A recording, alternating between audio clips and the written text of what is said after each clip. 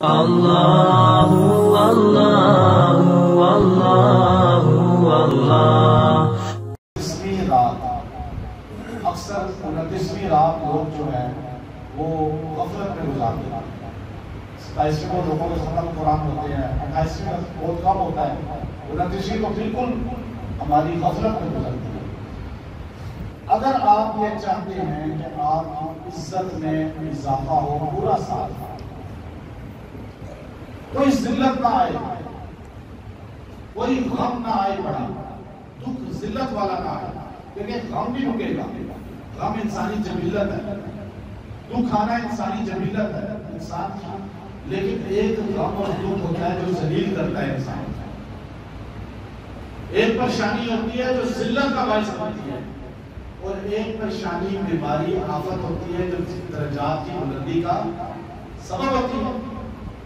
29ویں شام کو جو شب ہے 29ویں رمضان کی، آپ اس کو غفلت میں نہ گزاریں گا۔ ایک مختصر عمل آپ کو بتا رہا ہوں، اور ایک بہت بڑے اللہ کے ولی ہیں، ان کا یہ مجرب عمل ہے اور انہوں نے اس کی تلقین فرمائی تھی۔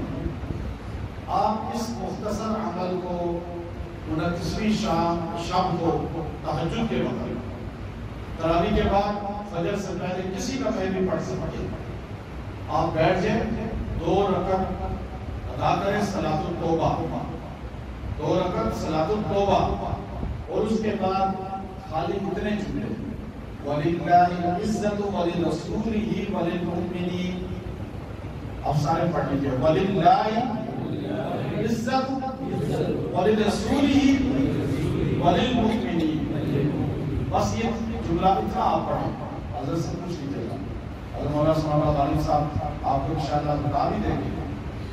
عزت اللہ کے لیے ہے، اللہ کے رسول کے لیے ہے، اور رسول کی ماننے والوں کا ہے۔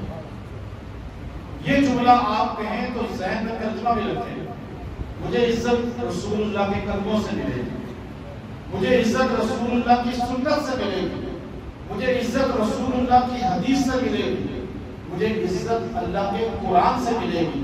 اگر اس کا ظاہری ترجمہ کریں، وَلِلَّهِ الْعِزَّةُ، عزت قرآن میں ہے، وَلِرَسُولِ اور حدیث میں ہے، وَلِلْمُؤْمِنِينَ صحابہ کے ساتھ جملے میں ہے۔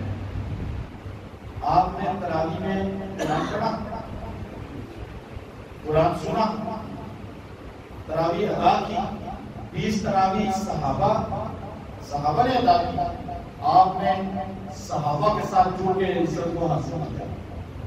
قرآن پڑھا، نبی کا فرمان سنا، صحابہ کے فعل کو اپنایا، تو گویا کہ اس آیت میں آپ نے پورا عمل کیا۔